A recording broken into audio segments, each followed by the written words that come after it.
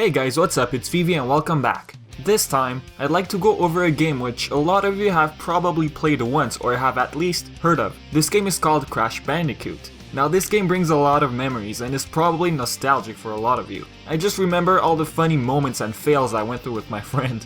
Oh boy, collecting those crystals, that huge annoying snowball, the mask. Oh, and seriously, what was that mask even saying? Unga bunga unga unga? Anyways, this video is more about how the series started and how it ended. A lot of us were expecting a brand new Crash Bandicoot game after that whole PlayStation experience rumor thing. Now for sure I will go over that later in this video. For now, I'd like to go over how the series began and which developers started the series. From 1996 to 1998, Naughty Dog developed 3 Crash Bandicoot games. These 3 were released on PlayStation and are now available for download on the PlayStation Store. In 1999, Naughty Dog developed their last one, Crash Team Racing for the PlayStation. In the year 2000, another developer picked up the series and made Crash Bash. Crash Bash was actually the last game published by Sony. In 2001, we saw the rise of Crash Bandicoot: The Wrath of Cortex for the PlayStation 2. In 2002, this game got released on the Xbox and GameCube. This game was developed by Traveler's Tales and published by Universal Interactive Studios. Later in 2004, we got Crash Twinsanity on the PlayStation 2 and Xbox. It was developed by Traveler's Tales and published by Vivendi Universal Games. Later that year, we got Crash Nitro Kart, developed by Vicarious Visions and published by Universal Interactive. As we can notice, this game has been through a series of different publishers and developers. From 2005 to 2008, we got Crash Tag Team Racing, Crash Boom Bang, and a bunch of mobile games, such as Nitro Kart 3D, Mutant Island, and Nitro Kart 2. Crash of Titans and Mind Over Mutants came out later in 2007 and 2008, which were developed by Radical Entertainment. Mind Over Mutants was published by Activision and Sierra Entertainment. Oh, and before I forget, we also got a bunch of spin-offs, let's call them that, for the Game Boy Advance. From 2002 to 2004, we got The Huge Adventure, Crash Bandicoot 2, Entranced, and Crash Bandicoot Purple, which was a crossover. Spyro also had its own crossover with Crash called Spyro Orange. What's actually interesting is that some Crash Bandicoot games were cancelled. We had Cortex Chaos, which was supposed to be a spin-off featuring Cortex as the main character.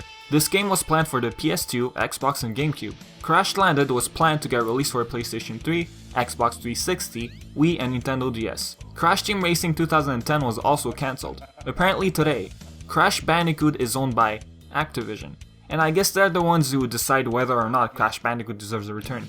They basically have the license. But guys, this game was pretty huge and had a lot of installments. The one thing I don't understand is why we can't get another one. Now this brings me to the PlayStation Experience event that was held on December 5th and 6th, 2015. Sony Computer's president Sean Layden walked up on stage wearing a Crash Bandicoot shirt. At that second, a lot of fans thought that Crash Bandicoot might return for the PlayStation 4. Unfortunately, Shuhei Yoshida, president of Sony Computer Worldwide Studios, shot down the rumors of Crash returning. I mean, come on. The president of Sony was wearing a Crash Bandicoot shirt. Like, come on Sony, why you do this? Yoshida actually had no idea why Sean was wearing that shirt. Anyways, also, the executive at Sony even mentioned that Crash Bandicoot for next gen will not happen in the near future. So, we can all go cry in the corner now. But, let me get this straight. We got 18 Crash Bandicoot games. Why would publishers and developers go through the hassle of releasing a bunch of games? It's simple, because this game has potential. That's why they made all these games.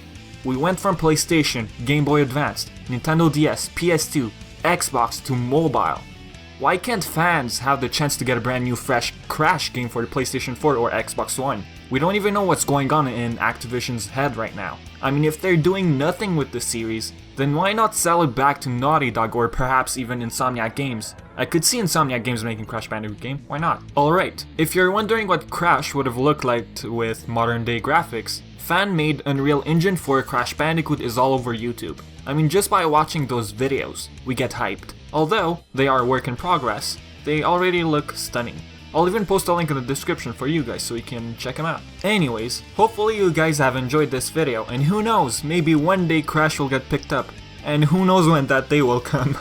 Oh, and if you're wondering about the background music, I will post a link in the description. This guy basically makes guitar versions of Crash Bandicoot soundtracks. He's pretty awesome, check him out. If you have any thoughts or opinions, leave them in the comments. I've been Vivi, and I'll catch you guys next time. Thanks for watching.